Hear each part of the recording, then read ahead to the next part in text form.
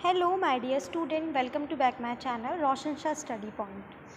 आज हम class 12th और 11th दोनों का जो फिज़िकल एजुकेशन का पेपर होता है उसके पैटर्न को समझेंगे, क्योंकि जल्द ही आपके एग्ज़ाम्स जो हैं वो करीब आ रहे हैं। तो इसके लिए ज़रूरी है कि आप लोग अपने पैटर्न को समझें, क्योंकि कुछ पैटर्न में आप सभी जानते हैं कुछ ना कुछ चेंजेस होते रहते हैं।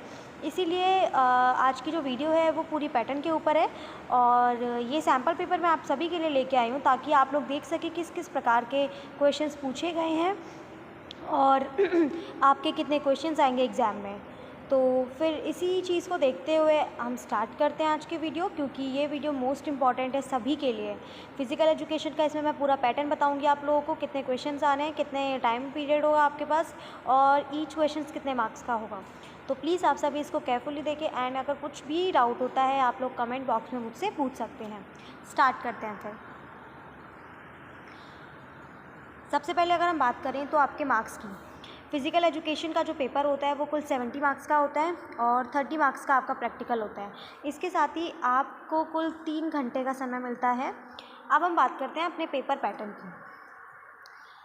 First, the question paper consist of 5 sections and 37 questions. आपका जो क्वेश्चन पेपर है वो 5 सेक्शंस में डिवाइडेड है एंड उसमें 37 जो हैं वो क्वेश्चंस हैं। Section A consist of question 1 to 18 carrying 1 marks each and is multiple choice questions. मतलब जो आपका सेक्शन ए है, सेक्शन ए के अंतर्गत 1 से 18 तक आपके क्वेश्चंस आएंगे और ईच क्वेश्चन जो है वो 1 मार्क्स का है। और ये जो क्वेश्चन होने वाले हैं वो आप सभी जानते हैं MCQ बेस्ड होंगे, यानी कि 1 से लेकर 18 तक आपका सेक्शन ए रहेगा। इसमें प्रत्येक क्वेश्चन जो है वो 1 मार्क्स का होगा और ये आपके मल्टीपल चॉइस क्वेश्चंस होंगे। अब हम बात करते हैं सेक्शन बी की।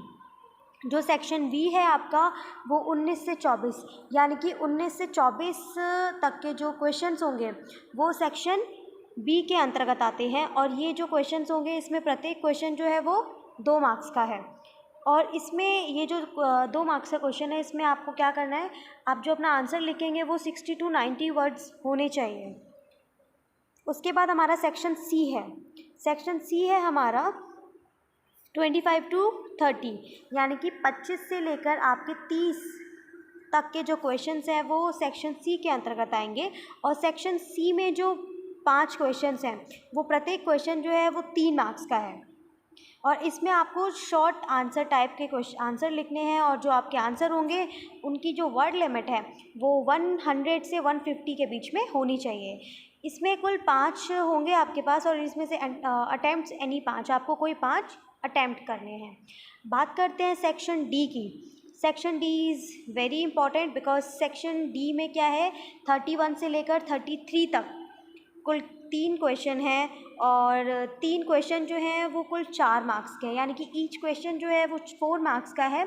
और इसमें क्या करना है, किसी studies there is internal choice available. मतलब क्या होगा, आपके पास इंटरनल चॉइस होगी इन क्वेश्चंस को लेकर, तो कि आपको कितने अटैम्प्ट करने हैं। इसके बाद बात करते हैं सेक्शन ई की। Section E is consist of question 34 to 37, यानी कि 34 to 37 नंबर के जो क्वेश्चंस होंगे, 34, 35, 36 और 37, ये जो क्वेश्चंस हैं वो सेक्शन ई के अंतर्गत आते हैं और इसमें प्रत्येक जो क्वेश्चन होगा वो 5 मार्क्स का होगा। और 5 मार्क्स के क्वेश्चन में आप सभी जानते हैं कि आपकी जो वर्ड लिमिट है वो 200 to 300 होनी चाहिए। इसमें से आपको 3 अटैम्प्ट करने हैं। तो सेक्शन ई जो है उसमें आपको 34 से लेकर 37 तक के क्वेश्चंस होंगे, जिसमें आपको कोई 3 अटैम्प्ट करने हैं और ये जो क्वेश्चन होंगे वो 5 मार्क्स के होंगे और इसकी जो वर्ड लिमिट है वो 200 to 300 होनी चाहिए। तो ये आपने देख ली अपने पेपर पैटर्न, मतलब अपने जो आपका क्वेश्चन पेपर है उसकी रूपरेखा कि कितने क्वेश्चन आएंगे आपके पेपर में। आपने जाना आपके क्वेश्चन पेपर में 37 क्वेश्चंस होंगे, वो 5 सेक्शंस में डिवाइडेड होंगे, ठीक है।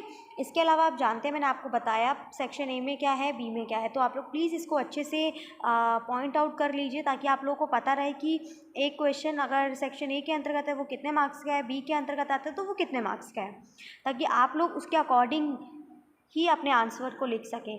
और आंसर लिखते समय एक मोस्ट इम्पॉर्टेंट बात, आप लोग प्लीज़ सभी आंसर लिखते समय वर्ड लिमिट पे बहुत ध्यान रखिए, क्योंकि कई बार क्या होता है, जैसे वेरी शॉर्ट टाइप के जो आंसर जो क्वेश्चंस होते हैं, लाइक सेक्शन जो बी है, तो उसमें कई बार बच्चे बहुत अच्छे से बहुत ज़्यादा उस चीज़ को एक्सप्लेन कर देते हैं, जबकि उन्होंने पहले ही वर्ड लिमिट बता दी गई है कि 60 to 90 वर्ड्स। ये आपको पेपर में नहीं लिखा आएगा, ये सैम्पल पेपर है, इसीलिए यहाँ इन्होंने मेंशन किया हुआ है। तो प्लीज़ आप लोग अपनी वर्ड लिमिट का ध्यान रखिए। और दूसरी जो इम्पॉर्टेंट बात है, क्योंकि बच्चे कई बार बहुत गलतियाँ कर देते हैं इस चीज़ में, कई बार क्या होता है, उनको मान लीजिए कोई ऐसा सेक्शन होता है जिसमें उनको सभी क्वेश्चन बहुत अच्छे से आते हैं, तो वो क्या करते हैं, वो सभी क्वेश्चंस को अटैम्प्ट कर लेते हैं, लेकिन जब वो बाद में देखते हैं कि अटैम्प्ट एनी 5 या एनी 3 एनी 2, तो इस चीज़ का उनको फिर खामियाजा बाद में भुगतना पड़ता है। तो प्लीज़ आप लोग सबसे पहले जो जनरल इंस्ट्रक्शंस हैं उनको बहुत ध्यान से पढ़िए, बिकॉज़ बहुत इम्पॉर्टेंट होते हैं आप सभी के लिए। उसके बाद जब भी आप कोई सेक्शन करें, अगर कोई उस पर कुछ होता है, और कई बार क्या होता है तो कुछ क्वेश्चंस जो होते हैं वो दृष्टिबाधित छात्रों के लिए होते हैं, लेकिन हम इतने ज़्यादा अपने पेपर को करने में मग्न हो जाते हैं कि हमें ध्यान ही नहीं रहता कि उन क्वेश्चंस को हमें अटेम्प्ट नहीं करना था। तो प्लीज़ आप लोग इन सारी छोटी छोटी चीज़ों का ध्यान रखिए, जो आपके एग्ज़ाम्स से संबंधित आपको काफ़ी सारी जो उस समय होने वाली प्रॉब्लम्स हैं उनसे बचा सकती हैं। इसी के साथ एक बार हम अपने सेक्शन ए को देख लेते हैं। कुछ क्वेश्चंस हैं, जैसे कि आप लोग देख पा रहे हैं इसमें कि बहुत सारे मैंने आपको बताया था कि जो सेक्शन ए है आपका, सेक्शन ए है, इसमें कुल 1 से लेकर 18 क्वेश्चंस होंगे, एंड ईच क्वेश्चन जो होगा वो आपका 1 मार्क्स का होगा। तो आप लोग देख सकते हैं, जैसे यहाँ पे क्वेश्चन है आइडेंटिफाई द आसनास। अब आप लोग ये क्वेश्चन नंबर 1 तो देख रहे हैं, लेकिन इन्होंने दे दिया, इन्होंने पहले नहीं मेंशन किया, नीचे आप देख सकते हैं इन्होंने बोला है क्वेश्चन फॉर विजुअली इम्पायर्ड, मतलब ये जो क्वेश्चन है वो दृष्टिबाधित छात्रों के लिए है। तो प्लीज़ आप लोग इन छोटी छोटी चीज़ों का ध्यान रखिएगा। इसके अलावा आपके लिए जो क्वेश्चन है वो है which asanas amongst these can be done just after having meals. मतलब ये क्वेश्चन आपने सुना, ये जो क्वेश्चन है वो आपने टॉपिक में पढ़ा भी होगा कि ऐसा कौन सा आसन है जो आप अपनी मील के बाद, यानी कि आप खाना खाने के बाद, भोजन करने के पश्चात भी आप कर सकते हैं। तो इस प्रकार के ये क्वेश्चंस हैं, आप देख सकते हैं। इसमें कुल 18 तक जो क्वेश्चंस होंगे वो 1-1 मार्क्स के हैं। उसके बाद हमारा सेक्शन बी स्टार्ट हो जाता है। सेक्शन बी जो है वो आप देख सकते हैं, सेक्शन बी में 19, 20, 21, 22, 23, 24 कुल 19 से लेकर 24 तक के क्वेश्चन हैं, एंड ईच क्वेश्चन आप जानते हैं कि इसमें 2 मार्क्स का था, तो ध्यान रखिए। इसके बाद सेक्शन सी स्टार्ट होता है। सेक्शन सी आप जो था वो कुल 3 मार्क्स का था, यानी कि एक क्वेश्चन जो है वो आपका 3 मार्क्स का है, और इसमें 25 से लेकर 30 तक के क्वेश्चन जो हैं वो शामिल हैं, यानी कि 5 क्वेश्चन इसके अंतर्गत, 6 क्वेश्चन इसके अंतर्गत आ जाते हैं जो केवल 3 मार्क्स के हैं। इसके बाद हम सेक्शन डी की बात कर लेते हैं। सेक्शन डी, इसमें आप देख सकते हैं सेक्शन डी जो है वो आपको पता था ये 4 मार्क्स के क्वेश्चंस थे। एंड सेक्शन डी के बाद है हमारा सेक्शन ई। सेक्शन ई जो है वो इसमें कुल 4 क्वेश्चंस हैं, और इसमें से आपको कोई 3 अटेम्प्ट करने हैं। तो ये जो क्वेश्चंस हैं वो ईच क्वेश्चन जो है वो 5 मार्क्स का है, एंड इसमें से कोई आपको 4 क्वेश्चन अटेम्प्ट करने हैं। और आप जानते हैं इस जो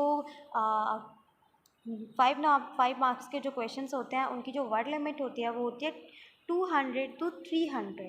तो आपको अपनी शब्द सीमा जो है उस पर भी ध्यान रखना है। ऐसा नहीं है कि कोई क्वेश्चन बहुत अच्छे से आता है तो आप बहुत अच्छे से लिख रहे हैं उसको, आप वर्ड लिमिट का ध्यान नहीं रख रहे हैं। अपनी वर्ड लिमिट के अंतर्गत ही आप अपने आंसर को तैयार करिए, क्योंकि अब आप 11th स्टैंडर्ड 12th स्टैंडर्ड में हैं, जो कि एक क्लास ऐसी क्लास होती है जहाँ से आप लोग अपनी आंसर राइटिंग अगर अच्छी करते हैं तो ये काफ़ी ज़्यादा आपके लिए बेनिफिशियल हो जाता है। इसी के साथ आप लोग देख रहे हैं कि हमारा पेपर पैटर्न मैंने आपको समझा दिया है कि आपके पेपर में कितने क्वेश्चंस आएंगे, ईच क्वेश्चन कितने मार्क्स का होगा, एंड आपका जो ओवरऑल जो पैटर्न है, ड्यूरेशन है, उन सभी भी हमारी बात हो चुकी है। तो आई होप आप लोग ये अपना जो पैटर्न है उसको समझ चुके होंगे। बाकी ये जो सैम्पल पेपर है मैं जल्द ही इसकी आंसर की जो है वो हिंदी और इंग्लिश मीडियम में आपको प्रोवाइड कराऊंगी। अभी तो फ़िलहाल मैंने आपको ये पेपर पैटर्न समझाने के लिए ही इस वीडियो को क्रिएट किया था। बाकी आप लोग ध्यान रखिए, सुरक्षित रहिए। Thank you.